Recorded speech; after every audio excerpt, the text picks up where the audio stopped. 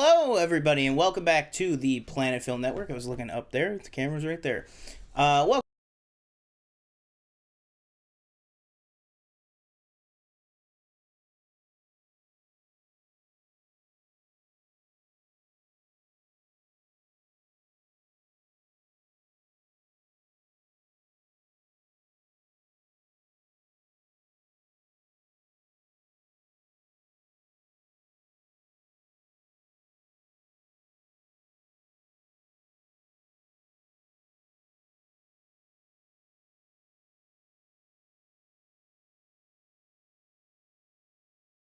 See.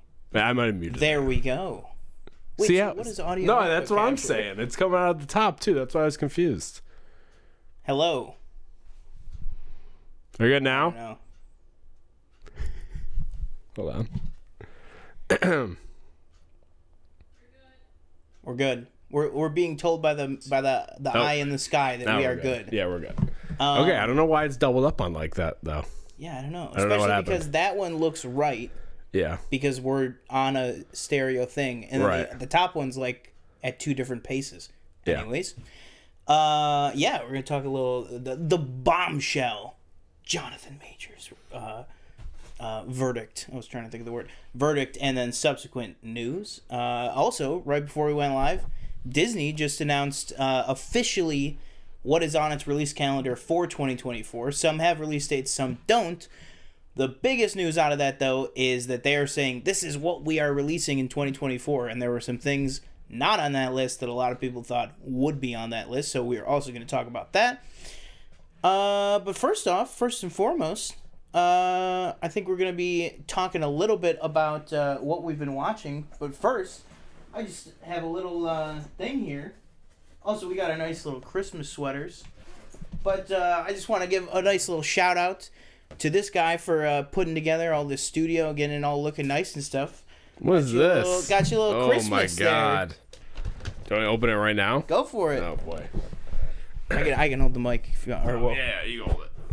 hold it away from the other mic. Wow, did you wrap this? I did. Wow. I'm a professional rapper, man. I'm telling you. One person told me this year in like November, they were like, I bet I can wrap presents better than you, and then I dedicated a month of my life to making sure they were wrong. Oh, little Kramer underwear. Amazon exclusive Funko Pop. Thank you very much. Boom! One more for the shelf. Put them right up with the James Bonds. Was that always an I've never seen that one before. I didn't see it until I was looking at Amazon. There we go. That's great. Speaking of, I gotta watch the Festivus episode. I feel like. Oh yeah, absolutely. That's missed out on that my one. God. I should have put a Costanza on my list. Yeah. Spoiler alert: there isn't one, but either one of them. All right. So before we get into, I guess, the story, we could just run through a quick what we've been watching. So I don't know if you want to start. You want me to go? Either or. I think I can hit them pretty quick. I've just been, again, like I talked about last week. Yeah, last week I did get a surround for kind of my Christmas gift to myself because my let's say the financial situation in my house has vastly improved recently. So it's a little Christmas to myself for getting off the struggle bus. I got surround sound in my house, so I've just been kind of like flexing it, like trying to see as much, and also we're officially, me and you, we're in that time right now. Like we talked about last week, too. The next 2 weeks, we will not have shows, but we will be back January 9th, Tuesday night, to do our top 10 of 2023. So I have been rewatching what I consider to be my contenders for that. So some of these are this, too. Right. Rewatched Way of Water. I don't know if maybe I'd already watched that at this point last week. But then the big ones that I know haven't been since last week. Rewatched Mission Impossible Dead Reckoning. I was worried. I was like, people were like, was it as good? Whatever. So, happy to report, I really, really liked that on a rewatch. Very, very good. Rewatched Barbie when it went on to Max. Very good still. Rewatched The Batman, which is not from this year, but it was amazing in the surround. And then the best movie that I've listened to in the surround sound setup so far is absolutely David Fincher's The Killer. Finally watched it. the surround sound is crazy. And I don't just mean, I think like the Batman had a great mix where it just sounded like I was in the movie. Mm-hmm. The Killer, Fincher's doing stuff with shot, reverse shot. Music is behind you, then music is in front of you. You're hearing footsteps behind you, then it's in front of you. Like, not just a good mix of sound, but he actually was putting, and not just him, his sound designer and everything like that, but the sound was actually moving based on the perspective of the camera from scene to scene all throughout The Killer. And that was like, it was killer. It was literally, it felt awesome to watch a movie like that in my house. It was really, really cool. Then I caught No Hard Feelings, which I had not seen yet. Very, very good. Seen it yet? No, very, very good. It was one of those things where after The Killer, what's it called? We watched The Killer, and then after that, I was like, well, let's throw on this one. And my roommate was like, I'm not staying up for this. And then we both ended up just staying up for it. It was that good. And then earlier that day, actually, I went and rewatched Godzilla Minus One. Incredible. So good. So good. That's it for you? Yeah. All right, so... And TV random stuff. Yeah. So, movies. First one, Danielle and I watched Xmas, a new movie on a Freevee, new Christmas movie. It was okay. Not my favorite movie. It definitely will not. Is that the one with Robbie Amell? Yeah. It didn't crack into the regular rotation. I think we actually might have talked about that last week. Yeah. And then next, I actually watched Home Alone 2. I don't know why. Awesome. Hadn't seen it in a while. Pretty good. Not as good as the first one, but still enjoyable. Rewatched Oppenheimer. Still great. That 4K looks fantastic. I can't say enough about it. Now imagine if you got yourself some nice surround speakers for that shelf. That would have been nice. Watched Taylor Swift Eras Tour. That came out in VOD. Oh. So Danielle watched it. That was her second time watching it. I hadn't seen it. That was great. I think they artists should do that more often because I thought it was a really enjoyable experience to if you can't afford to go to the concert when tickets are so freaking expensive. And then last night or 2 nights ago, we watched 8 Crazy Nights. I'd never seen it. Danielle really likes that movie. I've never very funny. I thought it was very funny. A little like, I don't know. It looks, for being 2002, I thought it looked pretty good. Maybe some casting decisions shouldn't have been made. For example, Rob Schneider playing the Chinese waiter. Maybe 2023 we don't. You have 2 Rob Schneider epics on there. Home Alone 2. Home Alone 2, yeah. And maybe we make a different decision with that casting choice. And then National Lampoon's Christmas Vacation. Watch Could have last got Mickey night. Rooney in for that one. Yeah, exactly. Yeah. And then you watch Christmas Vacation? Yep, Christmas Vacation classic. And then lastly, TV show. In 3 days, I believe I watched it from there you go. maybe Thursday, so maybe not 3 days. Thursday through Sunday, I finished the entirety of The Bear. Finally caught up to the show that one of your favorite shows, I think, and a lot of people's. Great show, can't say enough. Jeremy Allen, I mean, the whole cast killing it. I will say Richie, right? That's his name. Mm-hmm. Richie, at first, I was like, I hate this guy. Don't know. I feel like I had seen people give him some love on Twitter before when I wasn't watching the show. I was like, why do people like this guy? He sucks. Okay. Finally turns the corner. Finally. After where is that for you? Finally. That's when he changes his whole thing. Not even when you first get introduced to his daughter. It's when he goes to the restaurant for like a week. Yeah. When Carmen sends me to the restaurant. You're talking about season 2, episode 7, Forks. Yes. That's when it turns. When he's having the heart to heart with Olivia Colman. That's when it turns for me. But before that, I'm like, stars in that show is insane. Yeah. Before that, I'm like, fuck that guy. Yeah. Like he's just annoying. And I get where he's kind of come from. He doesn't really know where his place. You feel like he's kind of been being pushed out, but he also really doesn't want change. And that's my whole thing too while watching. And I was like, he doesn't want to change, but it's also like this shop cannot function as it is. Yeah. Because it's not viable. And it can't function with him as he is. As he is. So you need to change. If you're going to, like, stay on. Really, by that point of the second season, he's the only holdout to... Right, exactly. To not, like, being 100% on board for this. Which is why Carmy sends him where he sends him. Right. And he doesn't do it to get rid of him. He does it because he knows he needs to change, and maybe he'll, lighten up and see the light when he goes. Yeah, and he did. Carmen. Adabiri. Sydney. So I have Carmen and Sydney. Yeah, where are you at with Sid versus Claire Bear? Oh, I mean, first of all, the great Molly Gordon gotta shout her. Yeah, out. She's great. Yeah.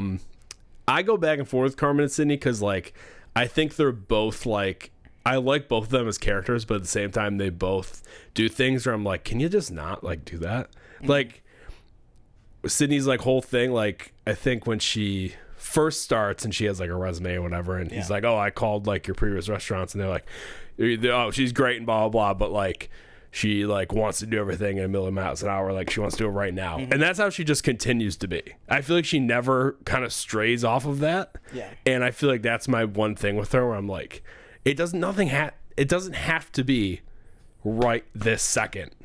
Like, stuff with, like, the menu or change the menu or trying these different things. It just, I don't know, it gets a little, or I'm like, can we just chill for, like, an episode maybe? But at the same time, Carmen doesn't really help in that situation because he, like, kind of brushes it. What? I gotta jump in here for a second. Danielle in the chat said Carmi and Sydney as a couple, yuck. I see them more as a brother-sister relationship. Was this her first time watching? No, she's seen it. She had seen it. Okay. Already. I gotta tell you, I have never disagreed with someone more. Like, I mean, I get that it's a very, like, right. If it is a will they, won't they, I think it is, like, the ultimate slowest burn possible. Yeah. But you can't tell me that scene where they were tightening the table in the finale was a brother and sister under that table. No. That was delving at, okay, well, all right, what is going on here? Michelle just says, I agree with Danielle. I don't agree whatsoever. I mean, what do you think? I think I see the more... the tension with Sydney's issue with Claire in season 2 is not this is how much I love the show. I haven't watched season 2 in like 4 months, but like Sydney's whole issue with her is Carmi's distraction, but there is also something there of, oh no, I agree. I agree with you on that. And where she's like, where Carmen's like, sorry, I was Marcus, what are you doing? Marcus, you're shooting your shot. Well, Marcus, you gotta go. Here, I like Marcus, but like, okay, Carmen shouldn't have yelled at him. But when he's fucking with these goddamn donuts, and they're like, no, exactly. Do you have the cakes ready? Yeah. And he's like, look at this donut. I'm like, can you get the cakes ready? Literally, Like, and I'm like, and in that moment, I'm like, oh, he really shouldn't have yelled at him. But I'm like, but he should have not been fucking around with the donuts. Yeah, especially when you know like how high stakes everything is. Right. So that was all great. Is she not like 10 years? That was also something where I was kind of like, she is a little young, isn't she? Technically? No, I don't think. No? I think they're like the same age. I don't think so. In real life and in the show, I think. Oh, really? Jeremy Allen White's like, I think. Well, I'm talking well, let's talk characters. Yeah, well, I think the characters are even more supposed to be even more close in age than the actors are. I think Jeremy Allen White's like 30. Well, you figure he's been going around for a while, like, learning and stuff. They both did 6 years of school, and then she had like tons of catering jobs between them. All right, I think fair they're enough. both supposed to be like either late 20s or like 30. I think both of them are there. All right, fair enough. Yeah. But yeah, I definitely got like the will it, but I think there's a kind of a combination there. I don't think it's just like will they. Absolutely, I'm not saying that. I'm just saying, to say yuck to it. I don't think that. I think it is totally possible that the show, that it's a will they, won't they, and I think the answer could be they won't. You know what I mean? I think that's perfectly possible.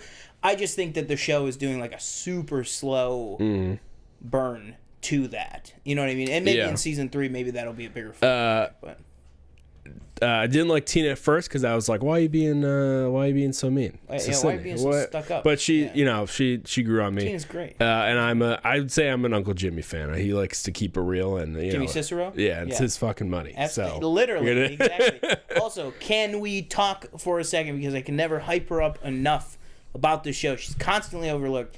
and that is Abby Elliott as his sister. Yeah. Is especially in season 2. Season 1, I really liked her in. I was like, wow, this girl from SNL from years ago that I liked her on SNL enough, but she's really good in this show. And then season 2, when she actually joins the restaurant and is a much bigger part of the story. Yeah. I think that Abby Elliott's work in season 2, that was constantly the performance to me that I was like, that was not being talked about enough. Last thing, because we got to kind of talk about it separately because it's just on another level compared to the entire rest of the series, the Christmas episode. Great episode. Go for it. A lot of highs and lows. A lot going on. Yeah. I don't know what it is with. Maybe it was more the last episode where that's one of the episodes where I was like, nah, I'm a tad overwhelmed. And so same with the Christmas episode. I finally get the memes where it's like, there's this one meme where it's like, when I tell my grandpa that it's not all Justin Herbert's fault, the Chargers, and it's like when John Berthal's throwing the fork and they're arguing. It's very funny. You're nothing. Yeah, You're nothing. Bob Odenkirk was crazy. killing me. John Berthal, again, I really like him as an actor. John Mulaney, Sarah Paulson. John Mulaney, very funny in those few scenes that, especially when he's given the prayer. Brothers and when he's given the prayer and he's like, please God, give what's his brother's name again? Give Michael the strength. Give Michael strength not throw that fork. Yeah. Throw that fork. That was great. And then Jamie Lee Curtis, driving the car through the. I was getting like, they mentioned a gun, so I was like, is she gonna like kill herself? Like, that was my first thought. I was like, what the fuck? Like this, that would take like a crazy turn. Yeah. Because I feel like up to that point, mistaken or I'm wrong, they don't really bring up his mom at all. Really? No, she's mentioned like once in the first season. Right. But yeah, I think it's to the point where it was like, it's so like expertly done because it's like it was to the point where like you're starting to go like, how come they never? Or even actually, I'm sorry, not even his mom, but John Berthal. I thought maybe that's when he killed himself. Was on Christmas because he was like when they were they're having that conversation and he's like, oh, I got a gift for you. Yeah. And he really takes that to heart, obviously. And then he kind of leaves when when Carm like comes back and he's gone, and I'm like, oh fuck, is he gonna like off himself? I actually just remembered in that week between the Christmas one and the finale with the fantastic. Actually, it wasn't a week; they dropped it all at once. In that episode gap with the Great Richie episode with Olivia Colman, I thought, because they don't talk about his mom, I thought that they were going to Michael killed himself and then she killed herself. Jeez, yeah. That's what me and Brianna were thinking for like that whole like hour. It was because we watched all 3 of those back to back. But it was like that whole hour. I was like, are we gonna like get to the finale and then she's like dead? Like my god. But then the finale was like we talked about. We were texting each other the other day when you finished. Easily one of my favorite scenes of TV of this past year is her and is it Pete? Who's Abby Elliott's husband? Yeah, that was a great scene. Who is like a great like funny presence all throughout the show. But then that scene at the restaurant opening at the end where she's just outside and can't even get herself to come in. Pete's just like, just come inside. Yeah. Just go for 1 sec. You don't even have to sit down. Just go. And it's just those 2 actors. I mean, obviously one is Academy Award winner Jamie Lee Curtis and one is the guy who plays Pete. But like, they are both going toe to toe together, and it is just like incredible. And then when he goes in, and you can tell that Pete is just such a nice, honest guy, and he has to lie to his wife, the future mother of his child, about that, and and he just like breaks down and starts crying. Like that is crazy that show even did that to just this like brother-in-law. Like it's like the 8th main character of the show, maybe even longer than that. But it's just insane. Great show. Can't wait for season 3. Yep. Really excited to see where that goes. Would love some more kind of just like one-off cameos as well. I think that's awesome how they do those. I don't think those are gonna go anywhere. I think those were such a hit in season 2, and they were done so well in season 2 that like I like completely forgot Will Poulter was in that show. I was like, oh yeah, he's in this. Yeah, he was so good. So good, man. that season was really a moment in 2023. That was a good one.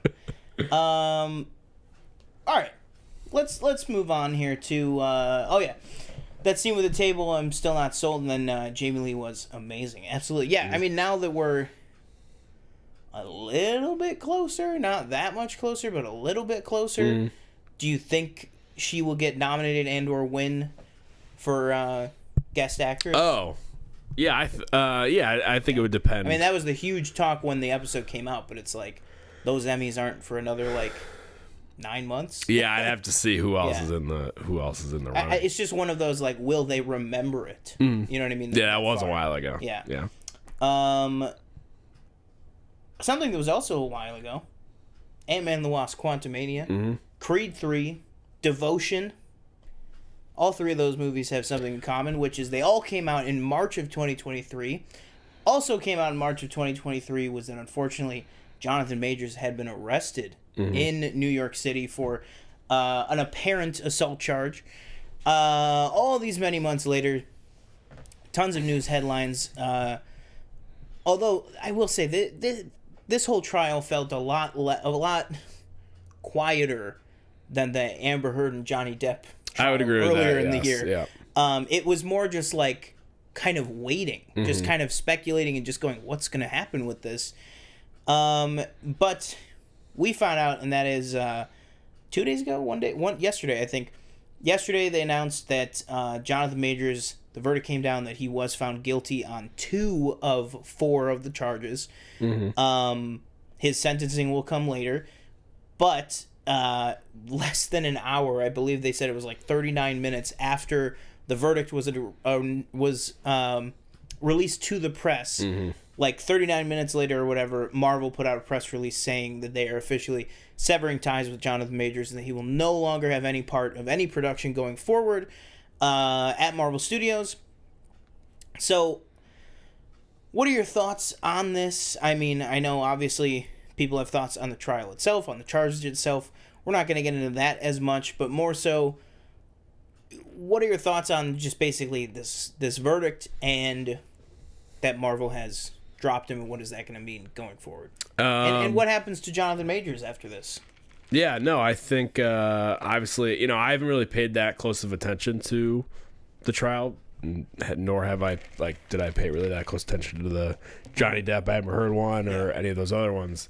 But yeah, so he was found, like you said, found guilty, and subsequently, dropped from Marvel, as well as not dropped from other projects, but there was that there's that movie Magazine Dreams that he did that was supposed to release, and who knows what's gonna happen with that now.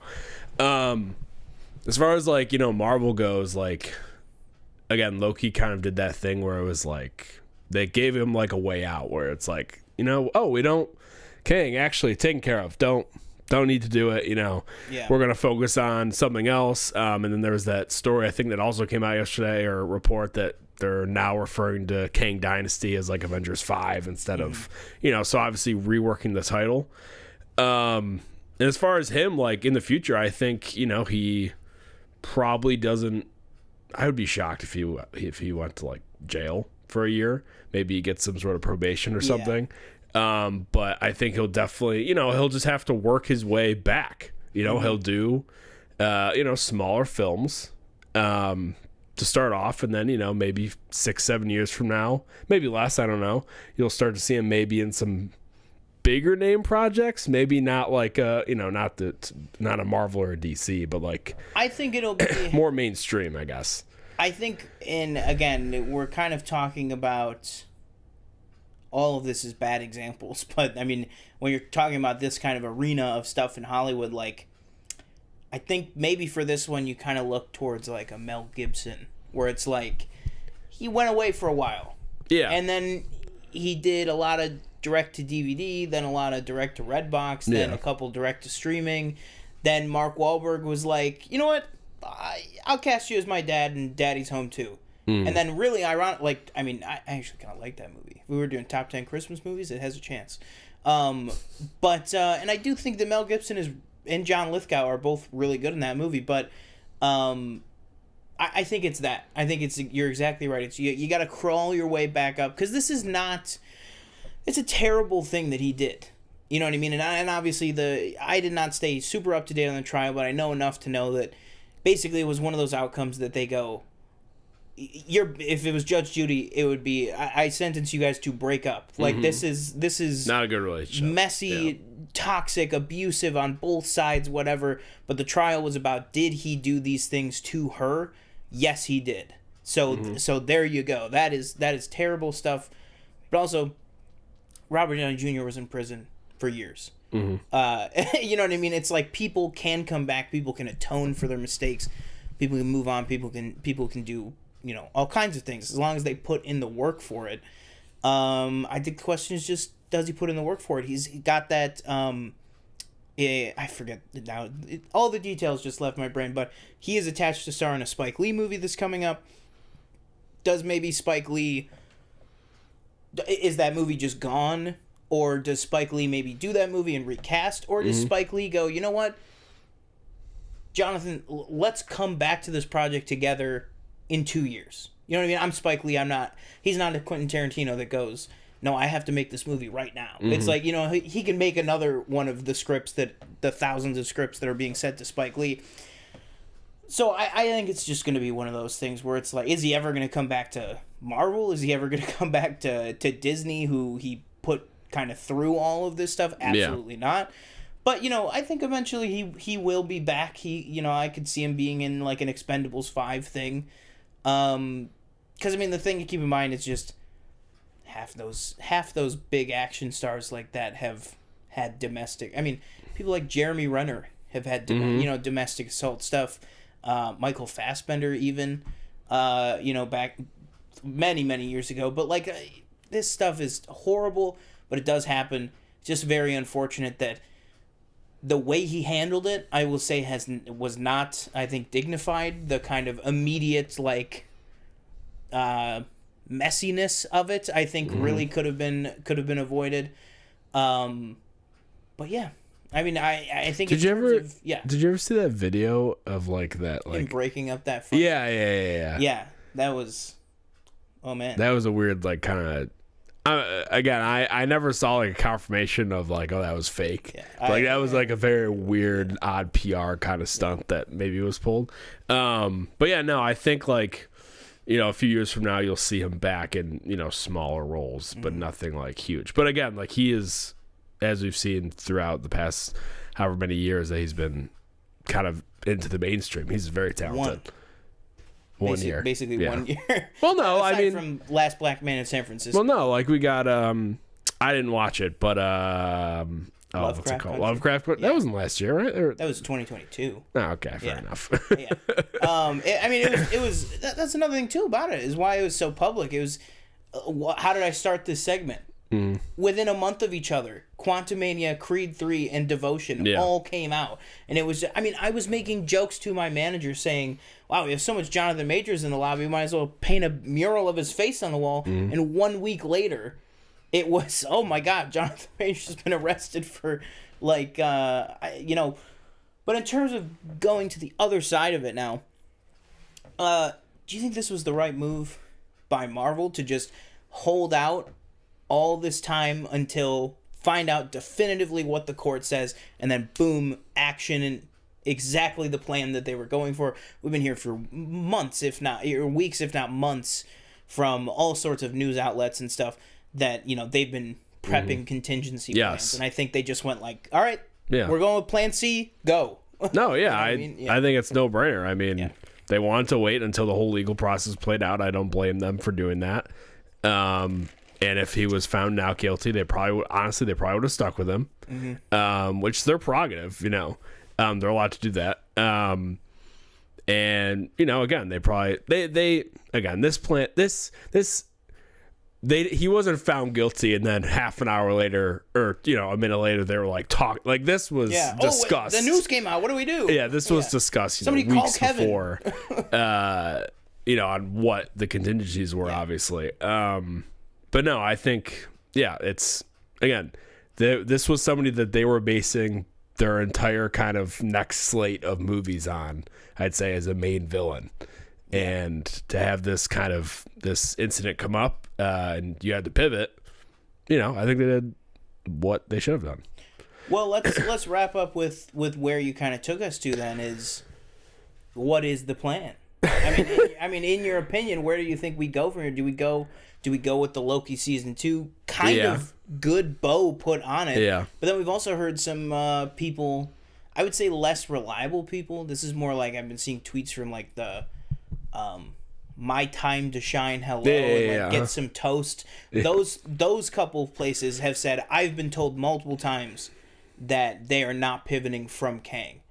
But then people like the Jeff Snyders and like Charles Murphys and people more attached to outlets and more suitable stuff have said, I think they absolutely ditched this Kang thing. And then the whole Michael Waldron being brought in to totally tear up Avengers 5, not even referring to it as Kang Dynasty anymore.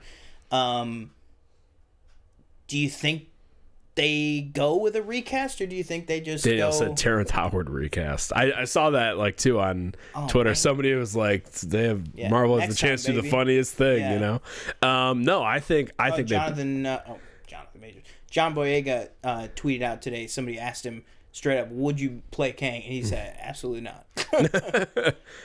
No, I think they pivot, and I think they have a chance to bring in a newer villain that. I would say, again, I don't know how popular Kang was when the comics were coming out, but that maybe has some, is more popular with the fans. Mm-hmm. As in, Doctor Doom or something like that. But we'll see. But no, I think, who is that? Who is that? It's Terrence Howard. Why is he as the one? I don't know. That's perfect. But no, I think they have the chance to just leave it as Loki, and I think that's fine. They did a good job with that, I thought. Mm-hmm. And then move on. And still bring the TVA back, because like people were like, "Well, the TVA is supposed to be in Deadpool 3. How do you explain that if they're not?" Just say that the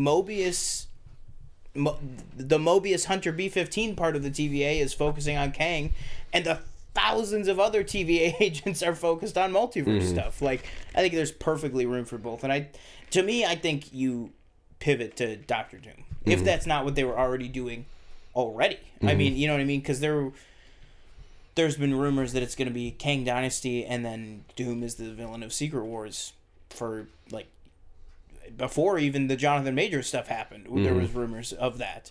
I think the original rumors was that then Secret Wars would be Kang and Doctor Doom together, and then it would be these two big threats. Now I think you just make it just Doom. You know what I mean? I think maybe you even make it a multiversal Doom. Maybe you go Nikolai Coster-Waldau's cast as Doctor Doom, and he's just like this, Latverian scientist in Fantastic Four. But then a multiversal variant of him is the one that's going crazy in Secret Wars and stuff. So that way you can still have a kind of lower Reed Richards level Doom and the like savior of the multiverse one without having to like totally sacrifice that character. Because I don't think they would want Doctor Doom to just be in Secret Wars and then kill him in Secret Wars. You know what I mean? Because then it's like you only get one movie with the guy. I don't think they would do that either. But I think however they're going to do it, I think you definitely pivot to Doctor Doom at this point, especially with where Loki leaves off. I mean, if they're only doing one movie next year, which is Deadpool 3. So it's like reshoot a scene in Deadpool 3 that changes it from Kang to this threat. You know what I mean? And then worry about it later. You're buying yourself this time. Use this time to build off what you've already established.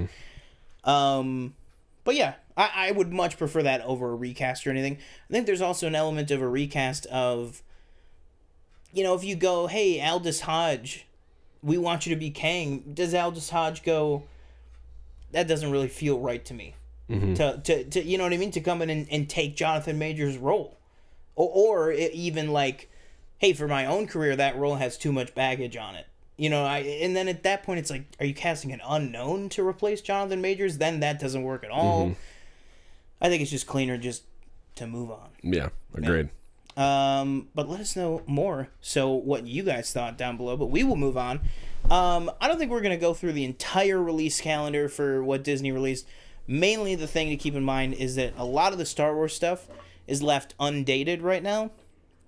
And the main takeaway here is that Andor is not on the list. So now, for the first time, we have an official Disney website update that has officially delisted Star Wars Andor Season 2 as a 2024 release.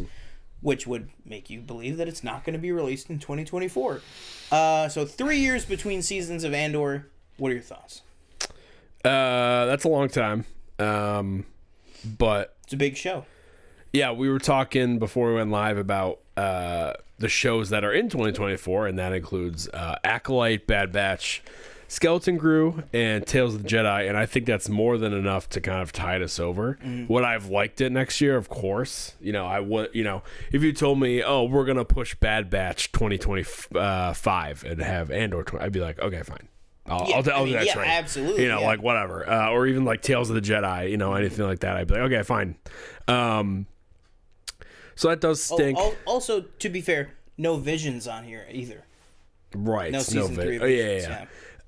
So that does stink, but if they need more time, and I kept saying it was season 1. I was like, when the hell is this show coming out? Because I felt like it was just announced years ago. Yeah.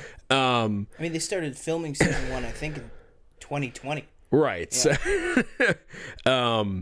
It felt longer than that. And they wanted to do 5 seasons of this. No shit. Diego Luna and Tony Gilroy went, we're gonna do it in 2. Yeah. We're gonna do it in 2, and it's still gonna take 6 years. So yeah, I'm really excited, but we're just gonna have to wait, unfortunately. Yeah, I agree. I think it is pretty substantial news because it's a show that I think a lot of people were anticipating. I mean, we got that trailer dropped at Celebration 6 months ago. At this point, leaked everywhere online. So it's like, this is a show now that we're not gonna get for possibly 2 more years from where we are right now, that has already had a trailer shown for it.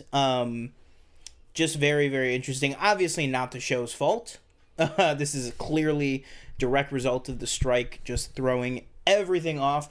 But I think it's also a direct result of the new Bob Iger, we're going to spread this out. We do not want, like you said, 4 shows is plenty. We don't need 6 Star Wars titles to drop in 1 year. You know what I mean? 4 is plenty. 4 might be way too much, according to some people. But, so yeah. Am I disappointed? Yes. Give it more time. Let it look as polished, as perfect as the first season did, and I think we'll be totally fine. We'll have more than enough Star Wars and Marvel to carry us over until eternity. But yeah, man, is it already that time? It's already that time. I think it's already that time. Yep. Might be a little bit of a shorter show this week. Like I said again, we are going to be taking the next 2 weeks off, but until then, we thought we'd do a little festive treat for you guys. Every Christmas on the show, we try to do something Christmassy related. I believe a couple years ago, or 2 years ago, we did just straight up top 10 holiday movies. Can't even remember what we did last year for it. Maybe just 2 years ago we did No Way Home, because that was that week. last year we did the holiday movies. And can I just say real quick, I'm so happy, and I know we live in Buffalo, and I know snow could be really annoying. I'm so happy that it snowed before Christmas, like again, like a real snow. I wasn't happy at 7:30 this morning, but I'm a little happier now. I'm just saying, like I was telling Danielle the other day, I was like, I know it sucks, I know cold, people don't like it, but if I lived in California or anywhere, Florida, Texas, whatever, and there was no snow and it's Christmas time, I think I'd be really sad. Yeah, maybe that's just me. I don't know. I just I always think about like what you just said with Matt Nost, who's former host of the Top 10, current host of Settle the Score, which is a great podcast show out there. Because he always talks about he grew up in the Midwest, so like obviously we're not in the Midwest, but we're in the same snow region. And then he's like, man, sometimes I just get sad, and he's like, I do not miss the horrible winters, but he's like, I do miss having like snow, like for Christmas, like, you know what I mean? That's got to be tough. Imagine living in Australia if Christmas in the summer. Oh, You know? God. Right now, they have Christmas when we have Christmas. It's just 90 degrees. Yeah. Or 50 or whatever. No thanks. Celsius crap they talk about over there. We're not here to besmirch the... Well, actually, real quick, speaking of just this week... Did you watch the Civil War trailer? No, I didn't watch it. Okay. But I'm thinking of just real quick, the movies are coming out this week. I just wanted if you had to go and see, I think there's 3 that are coming out this week. Buddy. I would need like what you most want to see. Let's hit this first. I'm going to tell you right now. I have the list right here from my boss because this is what I do for a living. Yeah. I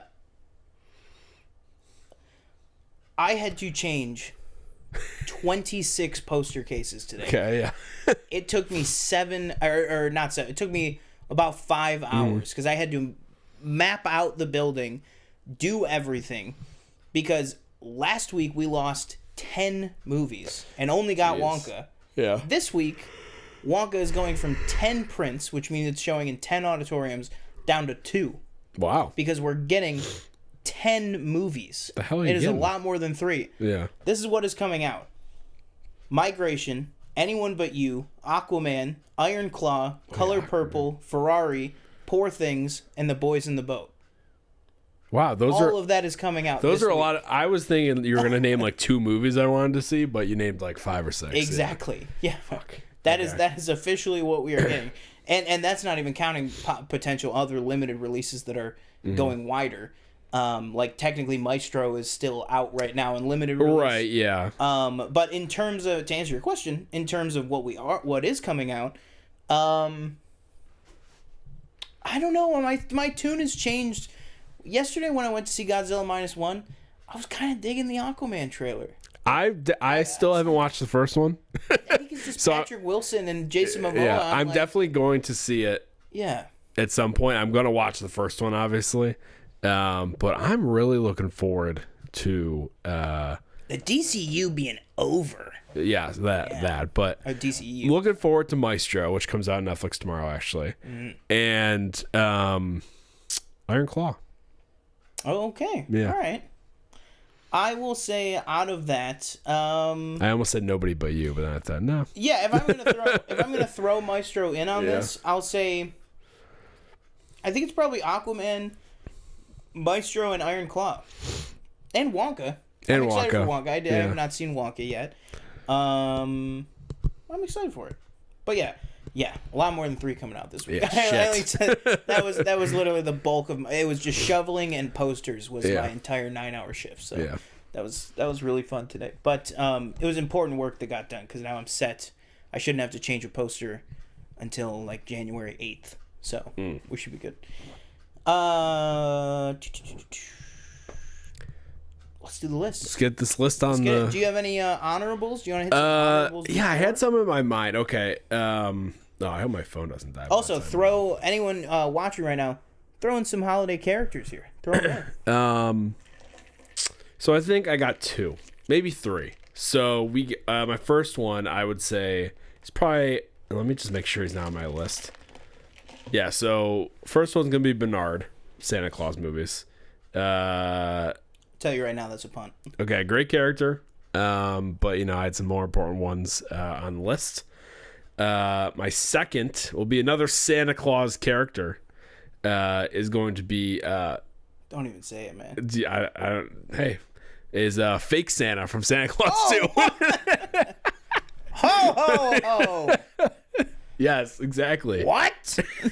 You mean just real Tim Allen? Just the real Tim Allen came out for a second. Did you see that story that girl from the that Santa he was Claus like show? a terrible person? Yeah, she said he was a horrible bitch on the set. It's like, man, that is really something. And my last one is I can never remember his Neil from the Santa Claus. No. I can never remember his name. We're dressed like Neil right now. Is hold on, let me find his name. Right. I think it's Hermie from Rudolph and Island. Yeah. I love Hermie.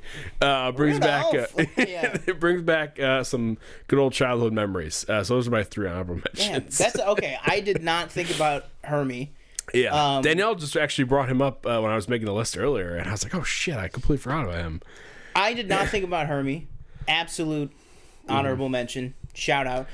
A couple of Rankin Bass honorable mentions, just because I love those movies so much when I was a kid, as I'm sure every kid did, but specifically, even now, I would say, again, now that my hair is kind of like this, I do resemble the young Santa Claus played by Mickey Rooney in I can see that. Yep. Santa Claus. So I will throw Rankin Bass Santa Claus played by Mickey Rooney in both movies. So Year Without a Santa Claus and Santa Claus is Coming to Town. So young and old version, both Mickey Rooney's. Fantastic Santa Claus. And then I'll throw on Hermie as well, and I'll give a little shout out to the Winter Warlock. Winter Warlock, that's a good one. Yep. You know, you melted this icy man's heart. Yeah. You know, I that got me every time when I was a kid. No, do you have any other ones? Yeah, I got a couple more. I got 3 interesting ones. Okay. I got Old Man Salt from Home Alone. Okay. Salt, old man with the cut on his hand. Great guy, incredible character. I got the Christmas Spirit, as played by Tom Hanks in The Polar Express. So take your pick. That's a punt. Okay. Well, then I will go more specific, and I will say I'm referring to the Christmas Spirit as the collective. But when you say spirit, though, you're saying okay. I'm saying the collective entity of the conductor, the hobo, and Santa. Okay. Even though I will recognize, probably for the purposes of your list, that you're talking about the hobo. Yeah. Well, no, not the hobo. I'm talking about the conductor. Okay. Yeah. So either one. We'll save that for the punt, because very, very good. And then last one is Cousin Eddie. That's fair. Christmas Vacation. Shitter was full. No Burgermeister Burger. I'll give a shout out to Burgermeister Burger. I'll definitely give a shout out to them. There'll be no more toy. We were watching that movie last night. And it's just so like one. I always forget Julia Louis-Dreyfus is in that movie. That's pre Seinfeld too. Same year I think it debuted, but I think the movie came out before the show premiered. Maybe and yeah, just when he's like emptying the thing, he just goes, they're looking outside, he goes, sure, it's full. And then the guy like walks out of the house, he says the same thing. Like, it is so funny. Great you bend over and I'll show you. You got a lot of nerve, Griswold. I wasn't talking to you. Man, he's so good in that. Maybe we'll talk about some characters. Too bad he's an asshole. Yeah, too bad he's a horrific person. Man, if I ever did meet Chevy Chase, which I came close this past summer. Yeah. If I ever met him, he's the only one that could knock Richard Dreyfuss off of the worst person I've ever met. Wasn't he here? I think he did like a show here or something. Yeah, he recently? did. I think he did a show at like Shays. Yeah. Like an evening with Chevy Chase or something like that. Yeah. But yeah, he was signed up for all those fan expos this past season, and I think he only showed up to like one of them. Like, he was announced for, like, 9. Yeah. And he only showed up to, like, one of them. And I was just like, man, that is awful. All right. How do you want to start? First, I think let's just lay out real quick. Rules. Yep. We're going to do, let's see, what is it? I'll do my bottom, I'll go first. I'll do my bottom 5. Okay. You do your bottom 5. I'll do my next 2. You do your next 2. Then we trade one apiece until we've revealed our personal top 10 list. Then at the end of the show, we make the show between 2 of us. No, but then there is punting as well, which we've already done, which is basically in those 3 tiers. If it's higher up on the list, we basically punt the conversation so that the person who has it higher up has basically the floor to talk about that. So with that being said, I will give a little caveat here, because I might get myself into trouble and I could throw some of these honorable mentions up on the list. I have 2, maybe 3 characters that I would say are not necessarily... Well, really just one. Okay. Is not necessarily from a holiday movie. Okay. But is so immensely associated with holiday. Okay. That kind of a thing. Okay. So I will say that. And it is not my number 10, but my number 10 is... right. My mom just reminded me. Yes. for eagle-eyed viewers that were watching last week, we were supposed to have a guest on. Oh, tonight. yeah. Unfortunately, our friend Paige, she was forced to work the closing shift tonight at very last minute thing. So unfortunately, she was not able to join us. But we look forward to having her probably on. You said Chevy fell off the stage in Buffalo? That's true? I don't know. I didn't hear anything about guess that. probably, If we can get a video of that from anybody, that'd be awesome. Oh, man, that's amazing. My number 10 is the Pumpkin King himself, but he is in a holiday movie, and that is Jack Skellington. Oh, yeah, it's not my list. Do you... I know. I like that movie. I haven't watched it in a while. Yeah. Danielle, I just rewatched it when it came Danielle, out. not a fan of the movie, so I have not watched it in a long time. Definitely, I will try to watch it around this season at some point. But yeah, not on the list. Not on the list. Yeah, I mean, it's just a movie and a character that I really, really loved. I mean, I was Jack Skellington for like Halloween 2 years in a row. I really, really loved that movie when I was a kid, and then I just kind of fell in love with a reappreciation of it when it just came out in theaters for its 30th anniversary. I saw it on the big screen, and I was just like, holy shit, this movie's really, really good. And Danny Elfman / Chris Sarandon as Jack Skellington, I think either the singing or the just regular voice performance, really, really good, and the stop motion is just like brings the character to life.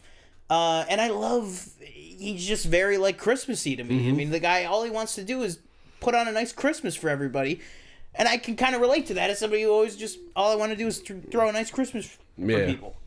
So my number 10 is Jack Skellington. My number 9 is the kind of cheat. Okay. And that is Harry Potter. Yeah, it's not. Okay, well, for me, I know what you mean. Yeah. No, I know what you mean. Yes. If it was just one movie that was like kind of holiday-y, then I'd be like, okay, no shot. All 8 movies, except for maybe Deathly Hallows Part 1. So 7 of the 8 movies all have a humongous element of Christmas right in the center of every single movie. And it is how Harry is feeling during the holidays, how he's... And I thought to myself, I was like, do I want to put a character from Love Actually on here? And then I went, if I'm going to put a character from like Love Actually on here, and I'm just talking about people who are around Christmas, I was like, I think Harry Potter counts then, because the movies might not be holiday movies, but they're played every holiday. They're on the 23 Days of Christmas. Oh, yeah. They're in the holiday section on Max. They're in the holiday... They come in little snow wrapping for a holiday edition at Target, you know. And it is my number 9. That's why it's as low as it is. But as soon as December turned, I said to Danielle, I said, I guess it's time for the annual Harry Potter rewatch. And I'm watching them right now. I'm in the middle of watching them right now. Yeah. They're great. So I don't blame you for adding that one. But I did put them at 9. Yeah. Because I was like, okay. Now, the next one is also kind of not a cheat, but this character has appeared in a theatrically released film. Okay. But it is mainly a TV character. But okay. He has appeared. Yeah. Okay. My number 8 is the Doctor from Doctor Who. Oh, okay. I mean, you're talking 15 banger Christmas specials, if not more. Also, just regular Christmassy stuff peppered within, but talking specifically the Christmas specials across 5 different actors. Whether, I mean, Jodie Whittaker, technically hers were all New Year's specials, but still, it's just a very Christmassy character. I mean, 2 of the specials deal with actual Santa Claus, or Charles Dickens with A Christmas Carol.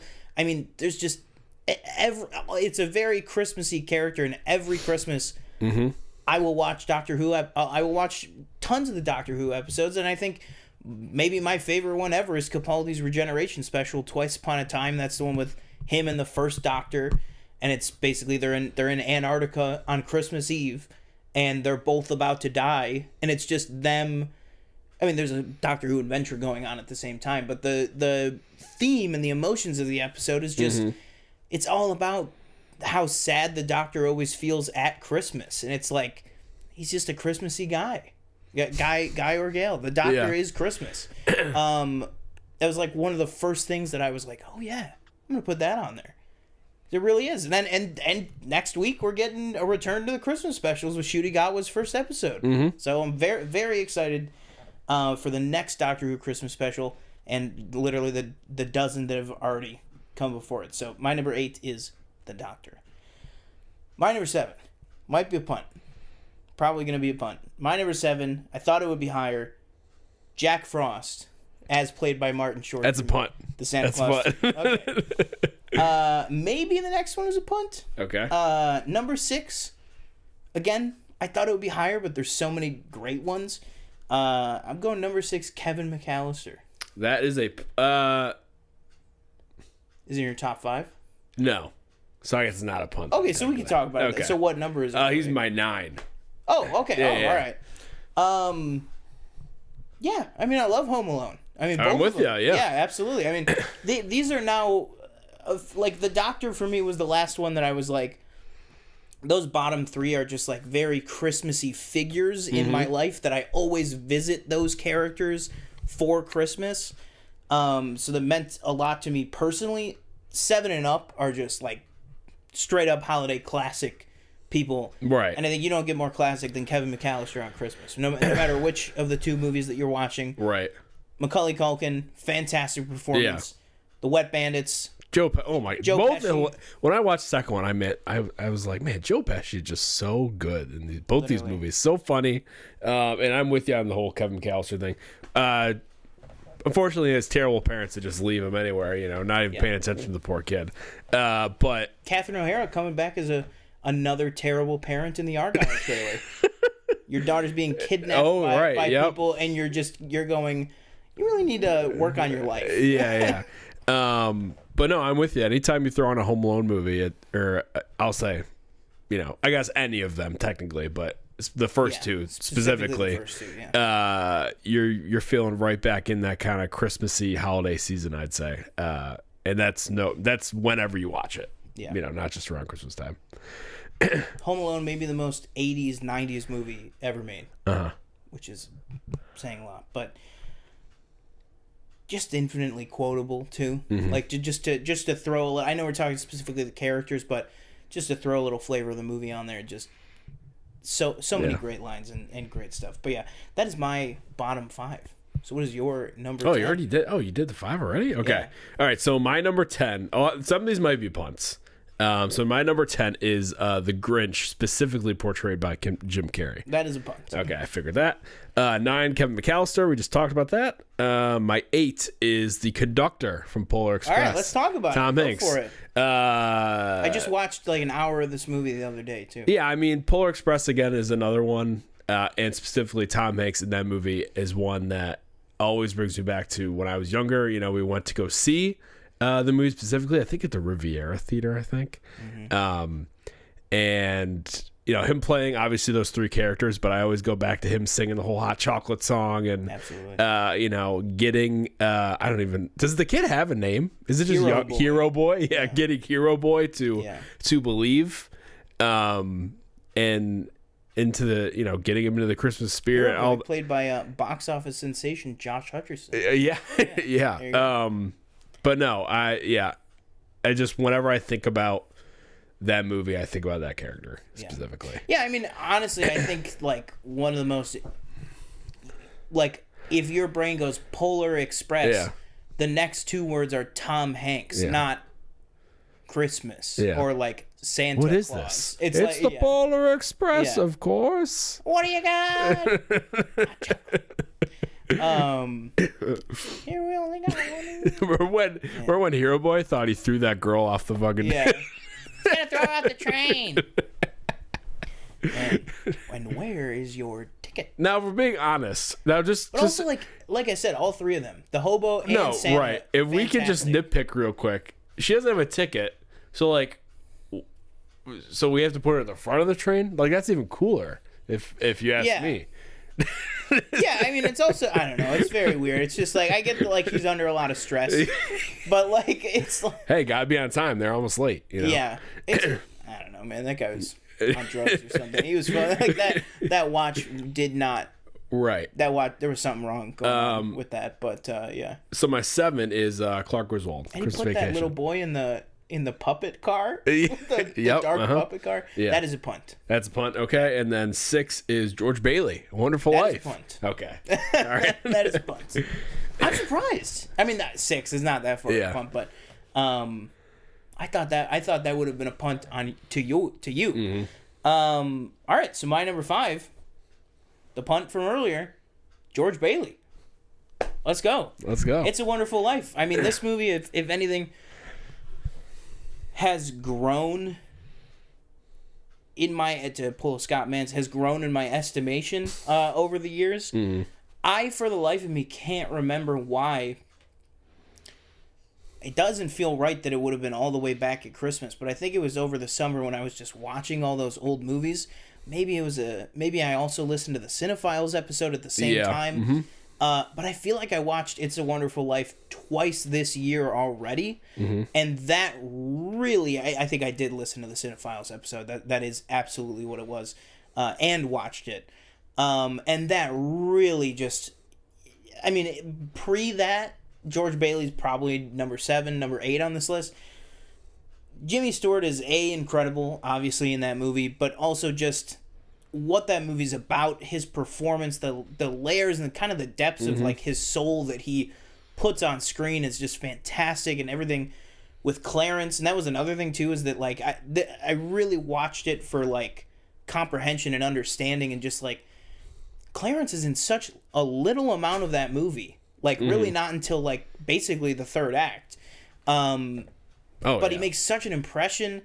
And the whole, just the whole town and everything. Like, obviously it's iconic scenes, but it's a movie that is so much better than the sum of its parts. Like, you can pull up on YouTube the iconic, like, oh, you want to Last of the Moon? Or, like, the dance or something like that. Oh, you want me to... that was my best one. I definitely could do a better one. That was pretty good. Oh, you want to... There you go. Mary. Oh. But everything with that. No, the movie agreed. is so good. What about that character... one apart on our list, so... Yeah, no, that character, obviously, of course, puts me immediately in the holiday spirit. And I agree with you, everything that he goes through. I always go back to the, when he's holding his daughter at the end of the movie, he goes, oh, when the what's it called, rings, an angel gets his wings. He's like, that's right. Yeah. And I think it's a Christmas Vacation too, when I think Rusty's watched that movie or something. I was like, oh man. Yeah. And no, I agree with you. I feel like my brother's the richest guy in town. Yeah, I've only seen the movie twice, I think. I think both at like Christmas time. But yeah, I'm with you on everything you said. Definitely a character that I feel like whenever anybody thinks of Christmas, they think of that character, no matter where they are on the list or where he is on the list. Okay, so my 5, right? Or your 4? It would be my 4. Okay, your 4. So my 4 is another punt from earlier. Okay. And that is Clark Griswold. I mean, all the man wants to do is give his family a nice Christmas, and it's ruined by his boss who won't give him a freaking Christmas bonus. Good worker, from what we can understand. Absolutely. Chevy Chase, maybe not the greatest human being, but Clark Griswold, kind of stupid, but a person who really just loves his family and wants to show them the best time. Absolutely. But I will say, I guess it works out in the end. He gets his money, and even though it's not kind of like, it's like the spirit of giving. It's the they say, it's not really about the gifts, but like what he wants to do is he just wants to give his family like a pool. Yeah. So it kind of is about the gifts. Yeah. But and to be fair though, it is, he does daydream about the girl from the mall. He does do that, yeah. Mary. No shit. But before the dream turns into that. Yeah. He wants the pool, but he wants the pool so that the family can be together and not be as stressful of the family coming together, but make his house kind of like the hub for all the generations of his family. And I think that's fantastic. And but yeah, I mean, obviously I watched like the first 45 minutes of this the other. I have a problem with it. I just start movies before I have to go to work, and I never finish them. Yeah. But yeah, I mean, everything, like all the beginning part, like with getting the tree, all that stuff when the family comes over, like the Christmas lights, everything with the neighbors, like eat my rubber. Yeah, and then also just like the I think probably the best, most Christmassy scene in that movie is him in the attic watching the old home videos. Yep. That has the great tag at the end of it where she pulls the ladder down, but like when he gets stuck in the attic and it's the exact opposite. Yeah. It's a really well made movie. Really well. When we were watching it, I said to Danielle, I go, "This seems like a movie they could have shoved Alan Arkin into. Feels like he would have fit somewhere." Oh, absolutely. He could have been his dad. He could have been anybody. Yeah. Hey, actually, back then he probably would have been a good like older cousin Eddie or something. Yeah. Yeah, Alan Arkin does feel like he would be in that like those vacation movies. Uh-huh. All right, so what is your number 5? So my number 5 is Jack Frost, portrayed by Martin Short. All right, let's talk about it. Incredible. The best villain, in my opinion, from any 3 of those movies, even though it's not really a villain in the first one. Yeah. Maybe Neil, if you want to count Neil, I guess. But Martin Short, wonderful. Child Protective Services. Yeah, yes, that too.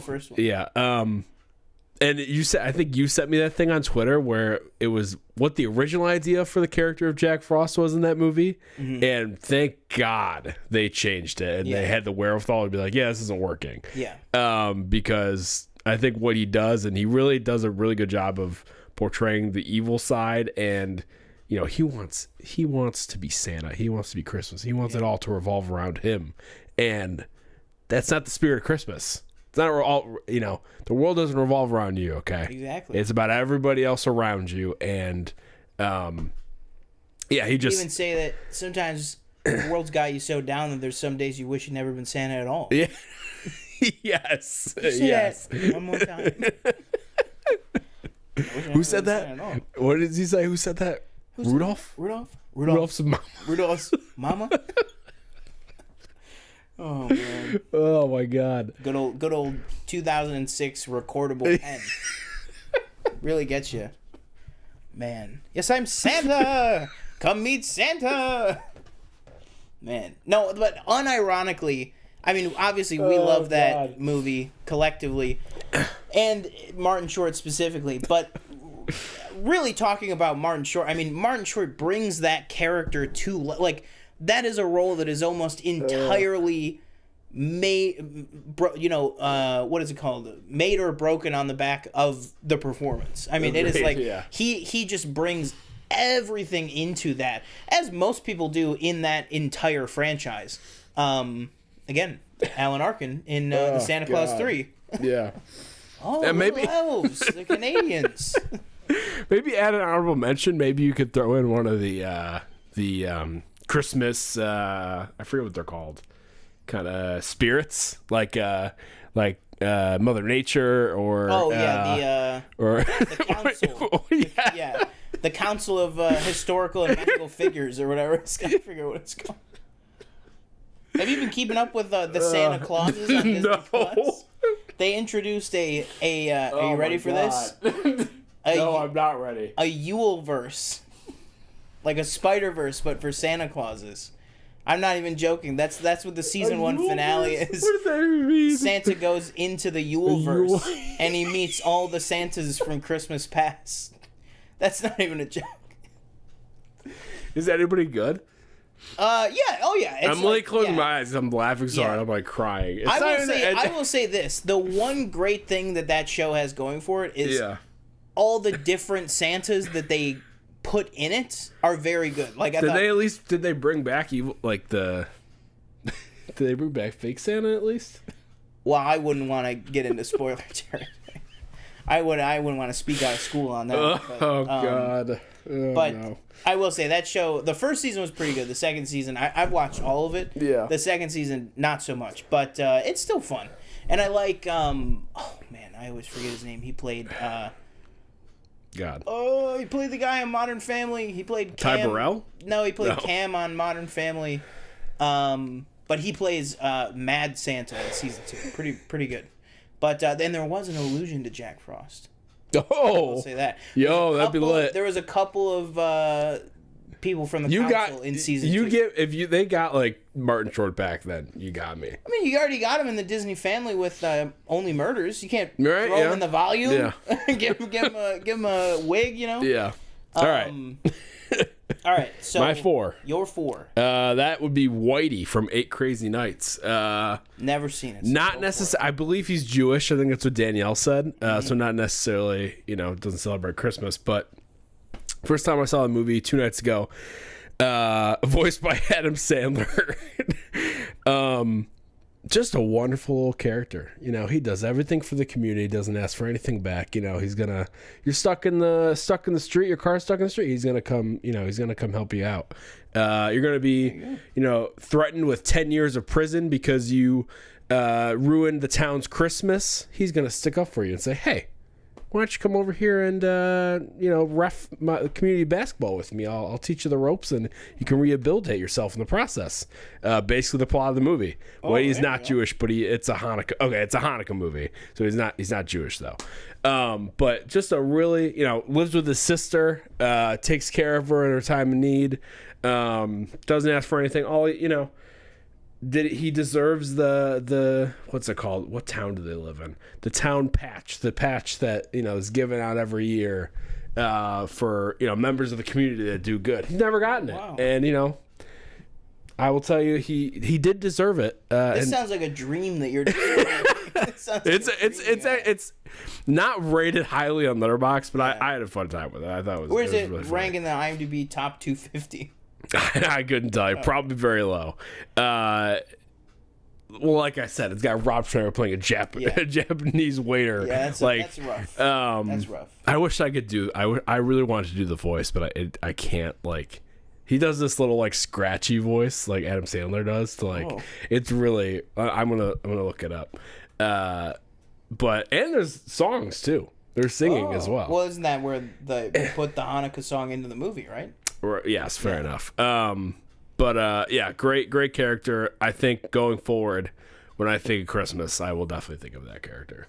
There you go. Whitey Bulger from... Whitey Bulger, yeah, exactly. Yeah. Johnny Depp himself. All right. So my number... or do you want to play the voice? Yeah, this is them. Wow. Oh, this is an animated movie? Yeah. Oh, wow. I did not know that. That's a technical foul. That's what he sounds like. Oh, my gosh. Incredible. It's a basketball. It's Adam Sandler. It's part there's a basketball element. But yeah, just why would you show me something if I can't have it? Man, what a movie. Let's make that a holiday movie. Does Julia Fox wear a Santa hat at some point in that? In Uncut Gems? Yeah. My number 3 is... I was going to say a joke one, but I'll just say it. My number 3 is Paul Giamatti. Oh, see, I haven't seen as that. Yeah. Santa Claus. I haven't seen the movie. In Fred Claus. Oh, yeah, Fred. Okay. I thought you were talking about Holdovers for some reason. Yeah, but I haven't seen either. Man. I haven't seen either movie. So wait, no, you didn't. I didn't even think about that. Yeah. I mean, that's can I have an honorable mention as a alternate universe number 1 on the list? Sure, yeah. All right, I'll say Paul Hunnam then from The Holdovers is my potential number 1. But number 3, I'll go Paul Giamatti as Santa Claus. Okay. I just watched Fred Claus a couple weeks ago, or last week, I think. Also, I'll throw a slash on there. Vince Vaughn as Fred Claus. Both of them together. I'm constantly back. I watch that. This is one of the movies that I watch every year. I love Fred Claus like crazy. What real quick? Sorry, can you just explain to me? Fred Claus is the one with Vince Vaughn, right? Yeah. So what's the deal? What is? Yeah. So I mean, it's a really heartbreaking movie. To be totally honest, it's basically this kid Fred is born in something BC. Okay. And BC. Okay. And his parents love him. Yeah. And he's got a little friend named Chirp Chirp. He's a little bird that he loves. And then, oh my God, what a great news. He's going to have a little brother.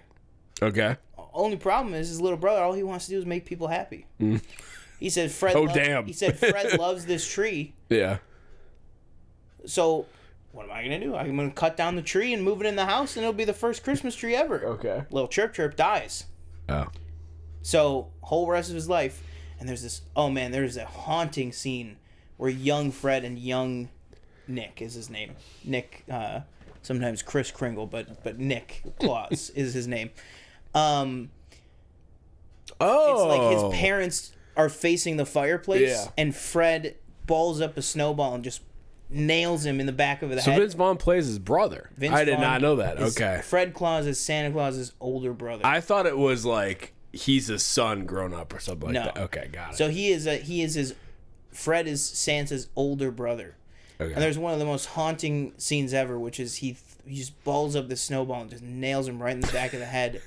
And it's like this little 12-year-old that they have playing young Santa, this like little pudgy kid, and he just turns around and his cheeks are all flushed, and he's just like, and I'm like, man, and that's like basically the dynamic of the whole movie, is that then it cuts to 2,000 years later, and it's modern day, and Fred is just this really jaded guy who does not like Christmas. Mm-hmm, of course, obviously can't explain to people why, but like the movie says that he's never been to the North Pole. I think what's more realistic is probably he just hasn't been there in a very long time. Yeah.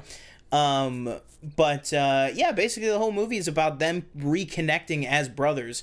There's also a really great subplot. Unfortunately, Kevin Spacey is in this movie, but he is pretty good in the movie too, where it's almost like the Santa Claus, where it's like he's like, I'm here on behalf of like the world order of magical beings or something, and he's there to do an audit. If he gets 3 strikes, Santa gets fired. Spoiler alert. Santa gets fired. It sounds very familiar. Maybe I have seen this. But yeah, it is an incredible movie. Yeah. Just the two of them are really what makes the movie and it's a Vince Vaughn comedy. Like, it's a Vince Vaughn Christmas comedy, but it has so much heart. And Rachel Weisz is in it.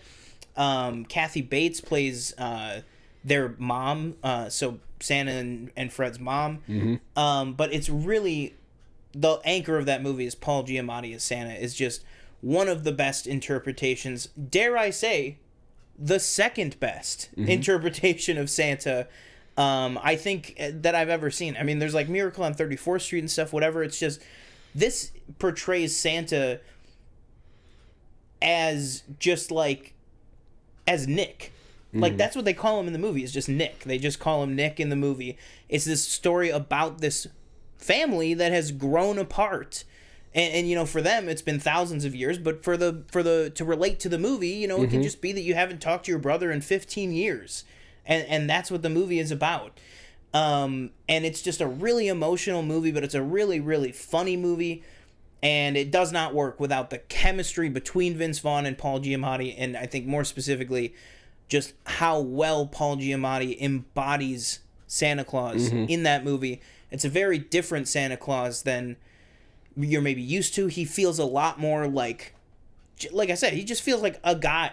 You know what I mean? He just feels like a guy named Nick who is just doing his job, and he loves his job, but his job is very stressful, and his brother's not helping him out, and he just, again, we keep coming back to this. I don't know if it's I don't know what this says about us as people, but we keep coming back to the people that are just trying to make Christmas good for their family.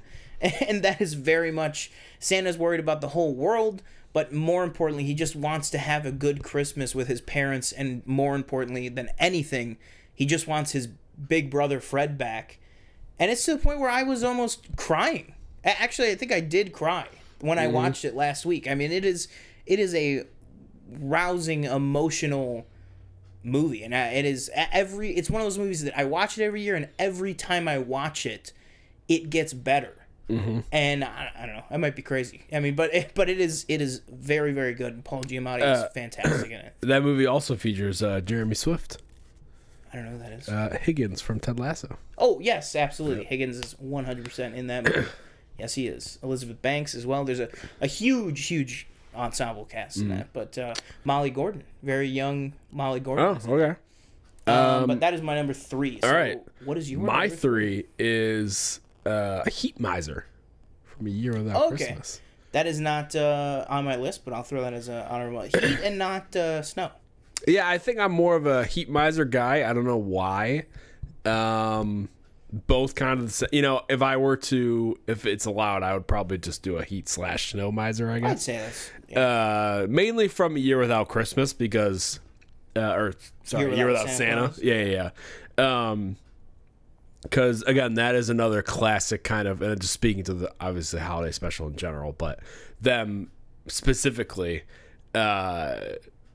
two characters that I always think about during Christmas. Yeah. Christmas time 100%. is they're kind of back and forth. They got a banger song. They got a banger song. And I don't know, how can you not, you can't not sing along, I feel like, no matter what. But yeah, Heat Miser / I guess Snow Miser Brothers. That's another movie, another one. Or Miser Mother Brothers, Nature in it, and yes, with Mother Nature. A hierarchy of magical creatures. So beings. I don't know if I told you, or maybe I did tell you that we had watched the kind of spin-off special from, I think it came out in 2007. Yeah, you said that. Yeah. So that also features another brother. Oh. Sand Miser. No. No Miser. I don't think there's a Miser in the name. Okay. Hold on, let me look it up because I am Burger Miser Burger. Hold on. All right. Who would win in a fight, Snow Miser or President Snow? Probably President Snow. He'd probably poison President him Snow. and kill him. The North Wind. Is actually the evil brother who's trying to take over. Isn't Heat Miser the evil brother or the eviler brother? The eviler brother. Okay. They're trying to take over. He's trying to take Santa over. Trying to take Santa out. Wow. It's gonna be the North Wind Christmas. A lot of people trying to take Santa out. A lot of people trying to put him out of work. They said, listen, Buster, I could do it better. You know what I mean? Maybe that's why they cast. You could travel around the world in one night. How about 3 hours? I can do 3 hours. Can you do 3 hours? I don't think so. I mean, literally almost any of these that have to do with Santa, almost every movie that has to do with Santa is about putting Santa out of business. Miracle on 34th Street. That's what I've never seen that about. one. Yeah, that's what that's about. I've seen both of them. They're okay. I get it, but they missed me with both of them. The one 100 years ago and the one 30 years ago. They missed me with both. If I want Richard Attenborough, I'll watch Jurassic Park. All right, my number 2. Okay. The punt from earlier, from way back. That is The Grinch. Parentheses, all versions I like, but specifically Jim Carrey, and specifically The Little Boy Grinch. The Little Boy Grinch. Yeah. Oh, like the bit. Like look at that hack job. Oh yeah. Martha. Yeah. Oh, Christmas. The fires of love. For some reason, in my head, it was always. I don't know why I had it in my head that was Mike Myers. I don't know why. Clearly, it's obviously. It must have been Cat in the Hat. Yeah, the Grinch. I mean, fantastic. Just a wonderful character that learns to love Christmas. Hates it at first, then his heart grows 10 times too big. After a son of a proud LGBTQ couple. Really? Yeah, so he's got 2 moms. Oh yeah. His stork he floats down to 2 moms. Oh yeah, you're right. You are still living. I love man. So but no, who has? But no, great character. And again, another character that when you think of Christmas, you're probably thinking of the Grinch. I think of everybody from that movie. I mean, that is just like the mayor, like Martha May Whovier, the muscles. Christine Baranski. She was at the game. Yeah, she was at the game. Yep, she was at the game. Buffalo native, I believe. Buffalo native, absolutely. Who plays the mayor? Jeffrey Tambor. Yes. Okay. Yeah. He had a beard. Unpleasant. Oh man. And what's his name? Clint Howard, Ron Howard's little brother, as the mayor's like little errand boy. Oh, yeah. I think the mayor on man, so good. Everything in that movie is so good. But yeah, absolutely. I mean, Jim Carrey's Grinch is like that's. In a couple of these movies, I haven't even watched yet. These are like, to me, the more important the movie is to me, the closer I watch it to Christmas. It's like the movies are at their most powerful. Oh yeah. You know what I mean? And I will say, I'll take a moment to say here too, honorable mention to most powerful, yeah. To just like the movie Love Actually. Like that is another Christmas movie that if we were if we were doing, that's why like we're doing characters. So like no one character. I thought a lot about all the characters in that movie, but no one character really stands above anyone else. You told me the nudists and they didn't get you? No, they don't get you in the Christmas spirit? Yeah.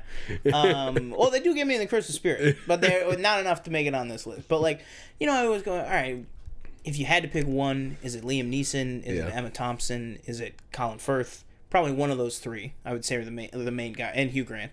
But it's really just all of it. So just honorable mention to the ensemble cast of Love Actually.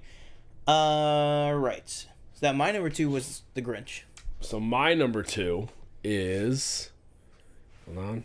What do I do? Santa Claus. Tim Allen.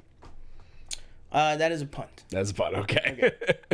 So that's your one. Well, my number 1 is Bernard. No, I'm just kidding. I said earlier that was I actually wrote that in there as my number 2. Yeah. It was just I needed the honorable mention to be put that high up. I mean, David Krumholtz, Bernard, fantastic. What would those movies be without him? But yes, genuinely, now I'm a little worried what your number 1 is that I might not have it. But yeah, number 1 for me. I mean, that's not even a question. Is Scott Calvin. Scott, I mean, to me, we've been talking about this whole time. When I think about Christmas, when it gets to this time of the year, I think about X person. There's not one person I think about less than Scott Calvin, a.k.a. Santa Claus. All 3 of those movies.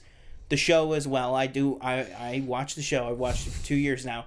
But those 3 movies particularly, and as much as we love the third one and the second one, that first movie is just like the Christmas classic. I mean, I don't know if there will ever be a Christmas movie that hits me the way that the Santa Claus, the very first one, does every single time I watch it.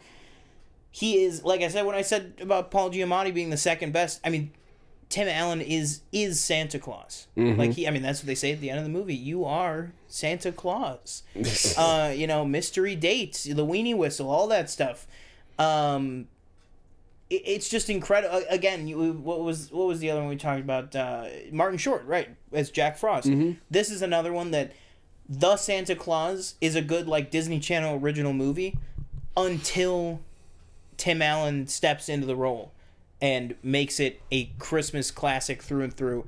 And also just more than Tim Allen, too. I mean, the whole movie itself is really, really good, but without Scott Calvin being, like, the rock-solid lead of that movie and, like, center of that movie, and the fact that you're invested with this guy who's kind of a piece of shit. Yeah. Like, you know what I mean? Kind of sucks. I'd say lost his spirit, too. Lost his Christmas spirit. Can't hear the bell. Can't hear the bell, you know, taking his kid to Denny's on, Christmas, what is that, Eve? Kind of lost Christmas spirit, then, finds it, and then,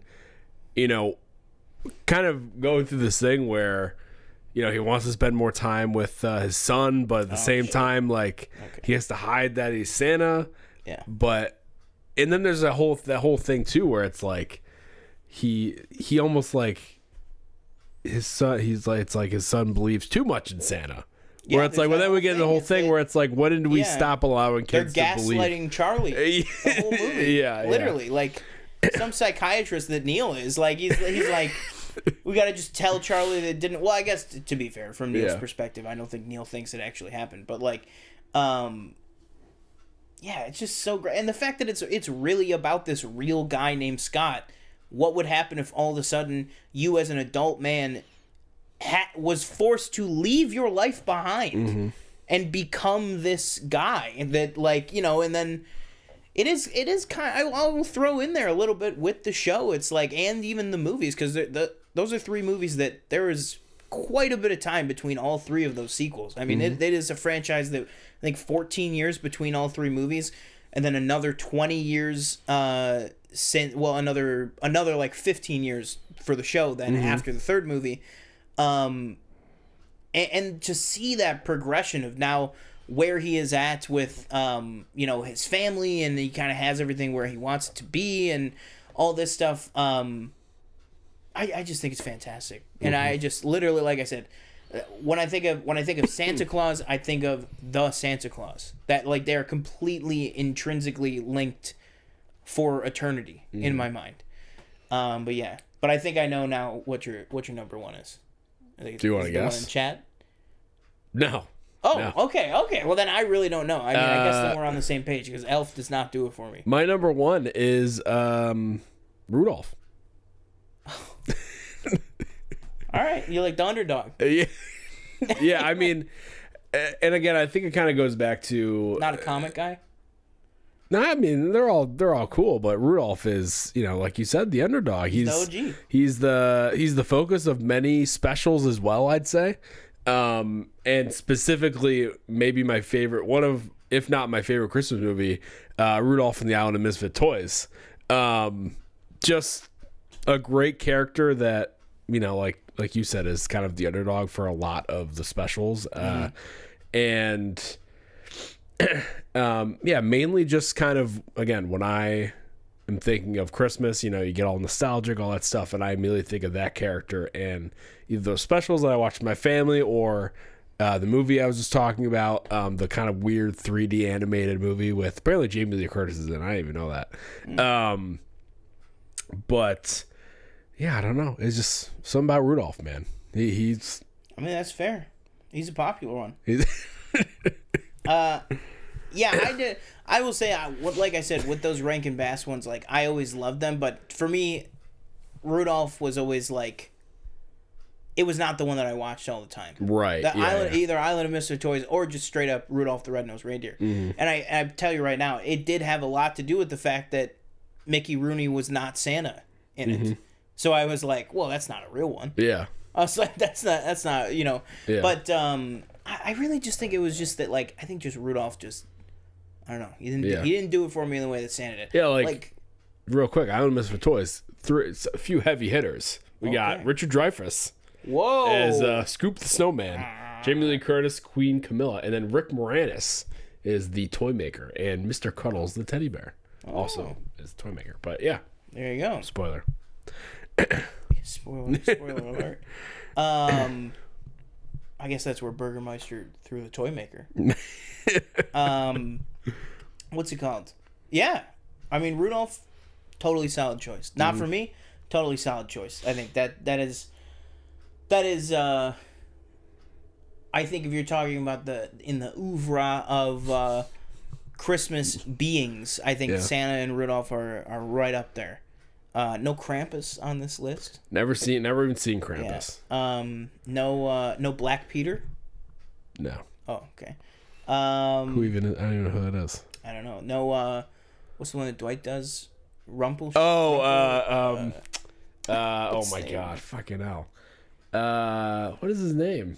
I will judge you impish, or I can't remember what the Bleeble Snort or something. No, it's something something weird. like that. But Michael is Santa. Does that count? Oh yeah, Michael is Santa. Phyllis is Santa. Bob Vance is Santa. Any of them.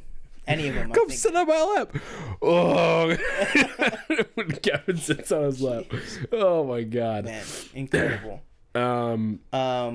Really, really good. This is really gonna bother me now. I'm sure there's tons that we've forgotten about. Yeah. But I'll look it up. What is the?